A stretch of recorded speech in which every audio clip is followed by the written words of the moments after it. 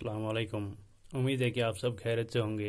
आज का जो टॉपिक है 9th स्टैंडर्ड के लिए हिस्ट्री का, वो है द रेशियल यूटोपा। तो इस वीडियो में हम पढ़ेंगे रेशियल यूटोपा के बारे में। तो पहले हम रिकॉल करेंगे लास्ट वीडियो में हमने क्या पढ़ा था। लास्ट वीडियो में हमने पढ़ा कि किस तरह से जर्मनी में एक रेशियल स्टेट इस्टेब्लिश किया गया था। वहाँ पे डिफरेंट स्ट्रेटजीज अडॉप्ट किए गए थे और वहाँ पे जितने भी अनडिजायरेबल लोग थे, चाहे ज्यूज थे, पोलिश थे या अदर रेसेस जो थे एक्सेप्ट आर्यंस के बगैर, उन्हें एलिमिनेट किया गया था। और वहाँ पे सिर्फ आर्यंस जो है उन्हीं को रहने का हक था नाजिज्म के दौरान, हिटलर के दौरान। तो उसमें हमने पढ़ा कि एलिमिनेशन के दौरान तो सबसे ज्यादा सफर किनको करना पड़ा, वो ज्यूज को सबसे ज्यादा सफर करना पड़ा। तो इस वीडियो में हम पढ़ेंगे रेशियल यूटोपिया के बारे में कि रेशियल यूटोपिया का मतलब क्या होता है। कि इमेजिनेट करते हैं एन इमेजिनेट प्लेस और state of things in which everything is perfect. ये जो टर्म है रेशियल यूटोपिया, ये थॉमस मोर ने पहले यूज किए थे, सर थॉमस मोर ने 1516 में। तो अब हम देखते हैं कि हम सब कुछ कंसिडर करते हैं, सब कुछ ठीक है। तो उस सेंस में रेशियल यूटोपिया क्या होता है, नाजिज्म या हिटलर के जो वो चाहते थे, तो एक ऐसी सिचुएशन इमेजिन करना चाहते थे जहां पे एक ही रेस के लोग रहे, सब कुछ उन्हीं के मुताबिक हो, सारे लोग जो हैं वो नॉर्डिक जर्मन आर्यनस हैं होने चाहिए। तो ये सारे चीजों को कंसिडर किया गया था रेशियल यूटोपिया के अंदर। अब हम देखते हैं कि इस पे उन्होंने कैसे काम किया था। वो हम देखते हैं कि पोलैंड में उन्होंने क्या एट्रोसिटीज हुए थे, पोलैंड पे उन्होंने कैसे ऑक्यूपाई किया था, पोलैंड पे कैसे उन्होंने कब्जा किया था, ये सारी चीजें मैं आपको बताऊंगा। तो यहाँ पे हम स्टार्ट करते हैं कि मैंने लिखा genocide and war becomes the two sides of the same coin. जो जेनोसाइड होता है और जो वार है, ये एक ही कॉइन के दो साइड्स हैं। तो पहले हम ये देखेंगे कि जेनोसाइड का मतलब क्या होता है। तो जब लार्ज स्केल पे लोगों को मार दिया जाता है या जब लार्ज स्केल पे लोगों को मारना स्टार्ट होता है तो उसे हम जेनोसाइड कहते हैं। तो जेनोसाइड कहाँ पे हुआ था? जेनोसाइड जर्मनी में हुआ था, हिटलर के द्वारा हुआ था, नाजिज्म के अंडर हुआ था।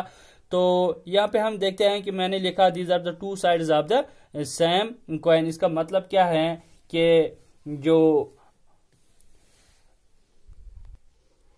Under the shadow of war की बात करें हम, लड़ाई के नाम पे क्या हो रहा था? लड़ाई के नाम पे ये अपने ही देश में ज्यूज को या जो जिप्सीज वहां पे थे या जो पोल्स वहां पे थे, ये लोग जिनको उन्होंने अनडिजायरेबल कंसिडर किया था, उन्हें ये लोग लार्ज स्केल पे मारते थे। तो एक तरफ लड़ाई चल रहे थे, किलिंग ऑफ पीपल जो होता था अंडर द शेडो ऑफ वार, तो दूसरी तरफ ये लोग अपने ही हाथों से अपने देश के लोगों को मारते थे ताकि किसी को पता ना चले।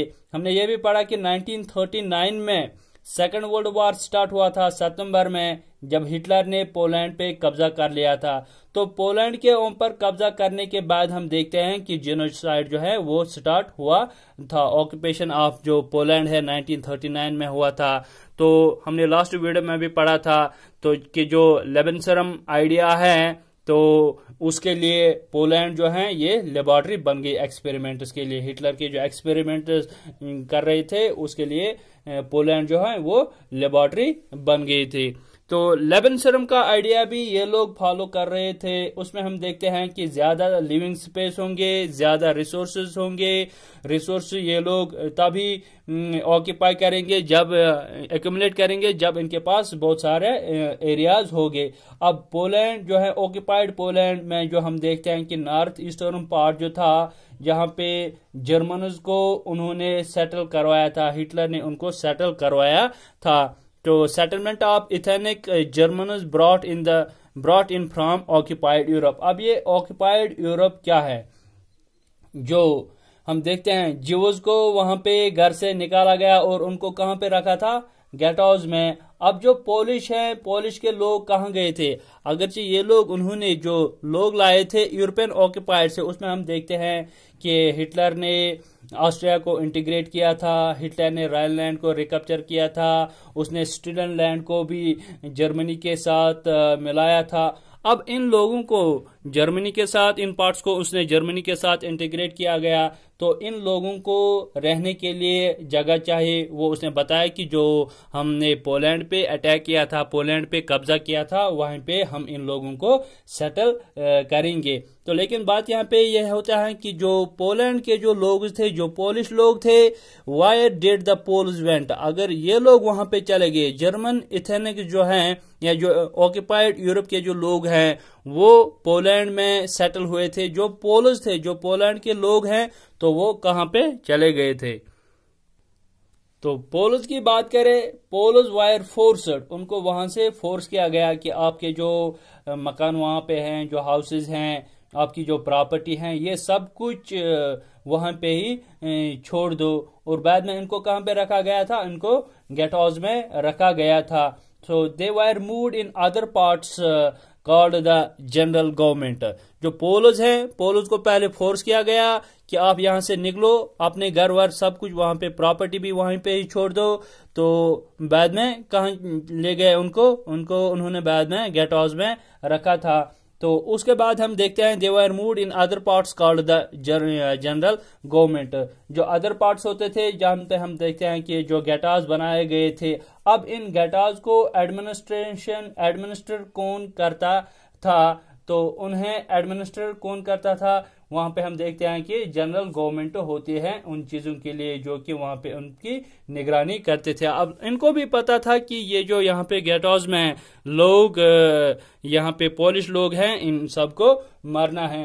तो बाद में हम देखते हैं कि अब जो जनरल गवर्नमेंट थी, जनरल गवर्नमेंट ने उन पर कड़ी नजर रखी थी। क्यों? तो पहले वो ये जाते थे कि जो पोलिश इंटेलिजेंसा थे, जो पोलैंड के जो इंटेलिजेंट लोग थे, जिनमें लीडरशिप क्वालिटीज होती है या जिनमें ये खुसूसियत होती हैं कि वो क्वेश्चन रेज कर सकते हैं कि हमें घर से क्यों निकाला गया, या हमें इस गेटोज में क्यों रखा गया, हमारे जो राइट्स हैं ये हमसे क्यों छीन लेते हैं। तो पहले जो है जनरल गवर्नमेंट उन लोगों पर कड़ी नजर रखते थे, और जो लोग वहां पे ये क्वेश्चंस करते थे या उनको जो लगता था कि कोई यहाँ पे इंटेलिजेंस है पोलिश का, तो पहले हम देखते हैं इन लोगों को उन्होंने पहले से ही मर्डर किया था, उनको पहले ही मार दिया गया था हिटलर के द्वारा। तो अब जो उनमें समझदार थे, जो ये देखते थे कि इनका आईक्यू जो है बहुत ठीक है, वो क्वेश्चन करते थे, तो पहले इन लोगों को ही वहां पे खत्म कर दिया गया। क्यों? To keep people intellectually and spiritually survive, ताकि जो लोग हैं, जो पोलैंड के जो लोग, जो उन्होंने अपने घरों से निकाल दिए थे और गेटोज में रखे थे, तो उनमें हम देखते हैं कि पहले जो इंटेलिजेंट लोग थे उनको मर्डर किया गया था, उनका मर्डर हुआ था, ताकि जो बाकी जो लोग हैं या जो इनमें जो इंटेलिजेंट लोग थे वो कल रिवोल्ट भी करवा सकते हैं, वो लोगों को उकसा सकते हैं कि रिवोल्ट करेंगे, प्रोटेस्ट करेंगे, इस चीज के लिए क्वेश्चन रेज करेंगे। पहले उन्हीं को ही उन्होंने हटा दिया। बाद में जो बाकी लोग वहां पे रह गए थे, तो उन्होंने ये बताया कि अब जो बाकी जनता है वो सर्वाइव होंगे, अब उन पर क्या आराम से हम कंट्रोल करेंगे। गोया कि जो इंटेलिजेंस है इनको पहले ही मार दिया गया, खत्म कर दिया गया, ताकि कोई रिवोल्ट ना होगा, कोई प्रोटेस्ट ना होगा। तो अगर पोलिश इंटेलिजेंस नहीं रहेंगे तो बाकी लोग जो हैं ये हिटलर के खिलाफ कोई आवाज नहीं उठाएंगे। तो उसके बाद उन्होंने क्या स्ट्रेटजी की, उन्होंने कौन सा आइडियाज अडॉप्ट किए थे?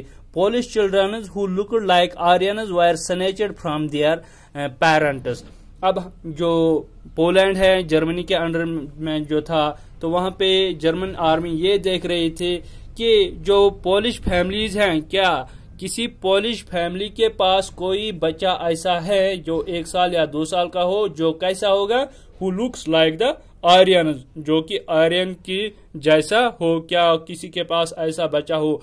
अगर जर्मन आर्मी को ये लगता था कि किसी फैमिली के पास, किसी माँ या पेरेंट, बेटे या किसी माँ या बाप के पास कोई ऐसा छोटा बच्चा है जो कि फिजिकली उनको ये लगता था कि ये आर्यन रेस से बिलोंग करता है, तब वो उनसे उस बच्चे को छीन लेते थे। और बच्चे को छीन लेने के बाद वो रेशियल एक्सपर्ट के पास ले जाते थे। वहां एक्सपर्ट उसका मुआयना करते थे, क्या ये बच्चा वाकई आर्यन रेस से बिलोंग करता है या नहीं करता है। तो वहां पे टेस्ट होता है। अगर वहां पे टेस्ट के मुताबिक या रेशियल एक्सपर्ट होता है, तो वो अगर ये बताता कि बच्चा जो है ये नॉर्डिक आर्यन रेस से बिलोंग हो सकता है, तब जाके उस बच्चे को जर्मन फैमिली को दिया जाता था, डोनेट किया जाता था। जिस फैमिली के पास बच्चा नहीं होता था, बाद में वो उसको पालता था। बच्चा भी 1-2 साल का होता था, तो उसको क्या पता होता था मुझे कहां से कहां उठाया गया। तो अगर एक्सपर्ट ये कहता था कि ये जो बच्चा है ये आर्यन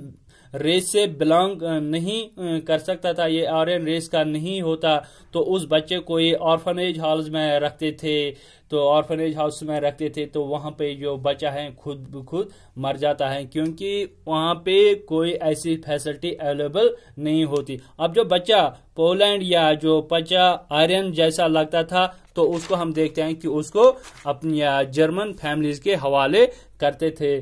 तो ये था सब कुछ अबाउट रेशियल यूटोपिया जो हमने पढ़ा था नाजिज्म के द्वारा, जो कि नाजी वर्ल्ड व्यू से हैं, या इससे पहले हमने पढ़ा उस चीज के लिए उसने रेशियल स्टेट इस्टेब्लिश किया था। तो उससे पहले हमने नाजी वर्ल्ड व्यू पढ़ा था, उसमें हमने देखा कि चार्ल्स डार्विन जो है इनकी जो थिंकिंग, हर्बर्ट स्पेंसर या लेबनसरम आइडिया उसने फॉलो किया था। बाद में ये सब कुछ हो रहा था नाजिज्म के द्वारा, लेकिन 1939 के ऑनवर्ड से ये ज्यादा हो रहा था, जो एग्रेसिव पॉलिसीज अडॉप्ट कर रहा था 1939 ऑनवर्ड्स के।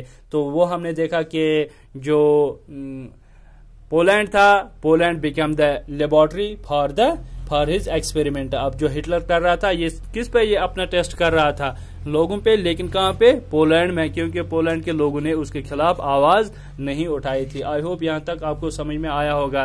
तो इससे आगे हम नेक्स्ट वीडियो में पढ़ेंगे दूसरा जो टॉपिक है, तो the youth in the Nazi world, वो हम दूसरे चैप्टर में या वीडियो में पढ़ेंगे।